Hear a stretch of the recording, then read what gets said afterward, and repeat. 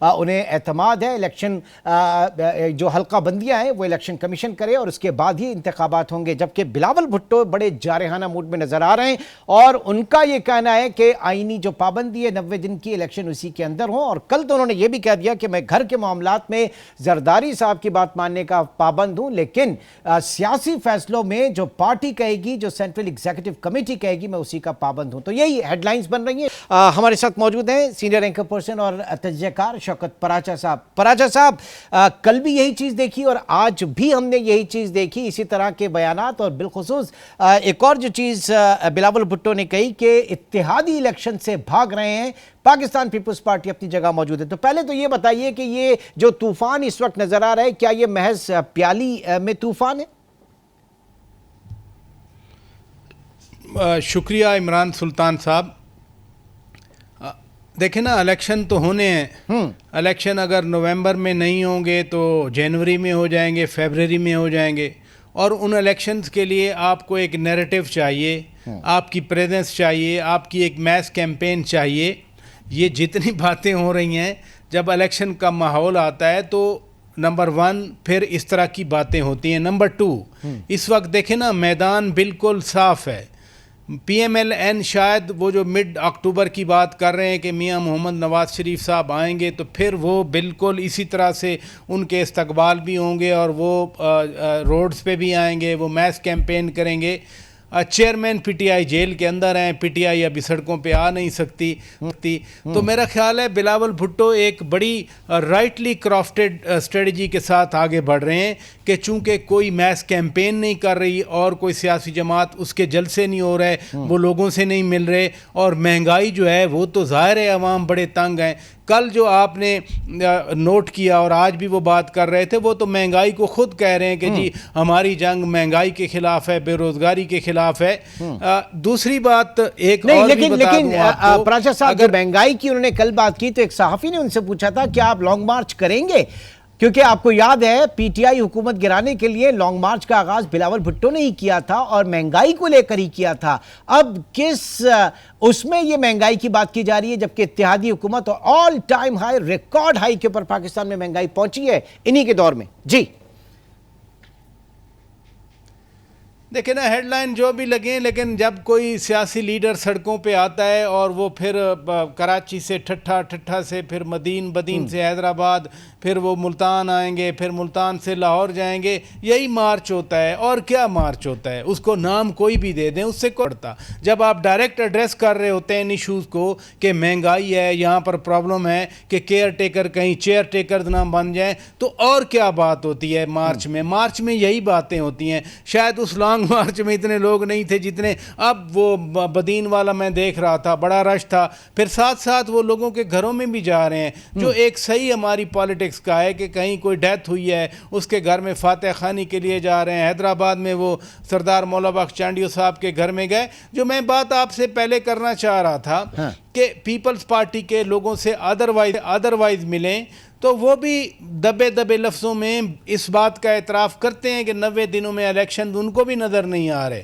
جو بات آصف علی زرداری صاحب نے برملا کہہ دی کہ پہلے حلقہ بندیاں ہوں گی، اس کے بعد جو ہے وہ الیکشن ہوں گے، تو الیکشن ان کو بھی نہیں نظر آ رہے، اور یہ کہتے بھی ہیں پرائیویٹلی، اس کا اظہار بھی کرتے ہیں کہ 90 دن میں الیکشن پاسبل نہیں ہے پاکستان میں۔ لیکن میں بتا رہا ہوں کہ ایک نیریٹو آپ نے بنانا ہے، آپ کو ایک گراؤنڈ مل گیا، آپ کو کوئی کمپٹیشن میں نظر نہیں آ رہا۔ یہ نہیں ہو رہا کہ بلاول بھٹو زرداری ملتان میں جلسہ کریں اور کوئی دوسری سیاسی جماعت ٹمارو جو ہے وہ باولپور میں جلسہ کر لے، یا ڈیرہ غازی خان میں جلسہ کر لے، یا وہاڑی میں جلسہ کر لے۔ ابھی تو اکیلے ہی ہیں، میاں صاحب آئیں گے، میاں صاحب کی ٹیم اپنے جلسے ترتیب دے گی، میاں صاحب باہر نکلیں گے۔ اگر وہ بالفرض وہ نہیں آ سکتے، مریم نواز شریف صاحبہ باہر نکلیں گی یا میاں شہباز شریف باہر نکلیں گے۔ فی الحال ground is with Bilawal Bhutto Zardari, اور وہ اس کا بھرپور فائدہ اٹھا رہے ہیں۔ ٹھیک ہے، گراؤنڈ ان کے ساتھ ہے، لیکن بات یہ ہے کہ اس وقت حلقہ بندی سے کیا کچھ فرق پڑ سکتا ہے پیپلز پارٹی میں؟ پھر دوسرا، سندھ میں اس وقت ہم دیکھ رہے ہیں کہ بڑی باتیں ہو رہی ہیں پیپلز پارٹی کے against, M Q M, G D A اور جمعیت علماء اسلام، ان سب کے اتحاد کی۔ تو آگے چل کے اس طرح کی مشکلات پیش آ سکتی ہیں پیپلز پارٹی کے لیے؟ سندھ کی جب آپ بات کر رہے ہیں تو یہ جتنے بھی اتحاد بنائیں، JDA مل جائے یا کوئی اور مل جائے، ان کے پاس بندے کہاں ہوں گے؟ ان کے پاس سکھر میں، ان کے پاس نواب شاہ میں، ان کے پاس ٹھٹھا میں، ان کے پاس جیکب آباد میں، کشمور میں بندے کہاں سے آئیں گے؟ گوٹکی میں بندے کہاں سے آئیں گے؟ بندے تو سارے جو ہے وہ آصف علی زرداری نے گھیر لیے۔ مجھے یاد ہے ارباب غلام رحیم صاحب کو PTI چیئرمین نے بھیجا تھا کہ آپ سندھ میں جا کر PTI کو ایک استوار کریں ایز اے سیاسی جماعت۔ وہ اپنا مشیر بھی بنایا تھا ارباب غلام رحیم صاحب کو، وہ کدھر گیا سارا عمل؟ یہ الائنس پہلے بھی بنتے رہتے ہیں سندھ میں، جب بھی الیکشن ہوتا ہے یہ ساری جماعتیں، GDA تو بذات خود ایک الائنس ہے نا، گرینڈ ڈیموکریٹک الائنس، وہ بذات خود ایک، اب GDA اور MQM کا آپس میں بیٹھنا وہ بھی تو ایک بڑی ڈیولپمنٹ ہے۔ صحیح۔ اچھا، اب یہ جو بات کی جا رہی تھی پیپلز پارٹی کے حلقوں سے وہ بڑی شد و مت کے ساتھ کی جا رہی ہے کہ اگلا وزیر اعظم بلاول بھٹو زرداری، لیکن سندھ کے بہاف پہ تو نہیں بنتا پھر وزیر اعظم، اس کے لیے تو پنجاب کو فتح کرنا ہوگا۔ پنجاب اگر فتح کرتے ہیں تو پھر اسلام آباد میں بھی پریزنس ہے، پنجاب میں تو وہاں پہ گیم ہی الگ ہے اس وقت۔ بہت جینوئن کوسچن ہے اور اس میں کوئی شک نہیں ہے کہ پنجاب کی ایٹ دا مومنٹ کوئی 155 سیٹیں ہیں، اور جو پنجاب میں میجورٹی ون کر جائے وہ مرکز کو بھی لے جاتا ہے۔ بٹ واٹ ایف کہ اگلی ڈیولپمنٹس میں پیپلز پارٹی کچھ سیٹیں پنجاب سے نکال لے، بلوچستان میں تو وہ بہت سٹرانگ ہو چکے ہیں، وہاں پر نمبر تھوڑے ہیں، لیکن بلاول بھٹو زرداری خود کل جب یہ بات کر رہے تھے کہ عوام جس کو ووٹ دیں، چاہے وہ PTI کو بھی ووٹ دیں، عوام کا فیصلہ قبول کیا جانا چاہیے۔ I think that's a democratic spirit. اگر یہ اسپرٹ ہمارے سیاست دانوں میں، ہمارے اسٹیک ہولڈرز میں ہو تو پھر اس میں مسائل کم رہنے کا خطرہ ہوتا ہے۔ مثلا RTS پھر فیل نہیں کرنا پڑتا، پھر شام 7 بجے یہ دعویٰ نہیں کرنا پڑتا کہ ہم 2/3 میجورٹی سے جیت چکے ہیں۔ لیکن آپ کا سوال اپنی جگہ پہ برقرار ہے، پیپلز پارٹی بلاول بھٹو زرداری بطور وزیر اعظم کا نہیں ہے۔ الیکشن سے پہلے سب لوگ کہتے ہیں کہ ہماری اکثریت ہے، لوگ ہمارے ساتھ ہیں، ہمارا منشور بک رہا ہے، لوگ ہماری آواز پہ لبیک کہہ رہے ہیں، لیکن الٹیمیٹ جو ایک ڈیموکریسی ہے، الیکشنز ہیں، جو اسپرٹ ہے وہ یہی ہے کہ جس کو لوگ ووٹ ڈالیں وہ ووٹ اسی کے حصے میں گنا جائے، اسی امیدوار کے حصے میں آئے، اور پھر جو لوگوں کے ووٹ سے اکثریت حاصل کریں ان کو تسلیم کیا جائے۔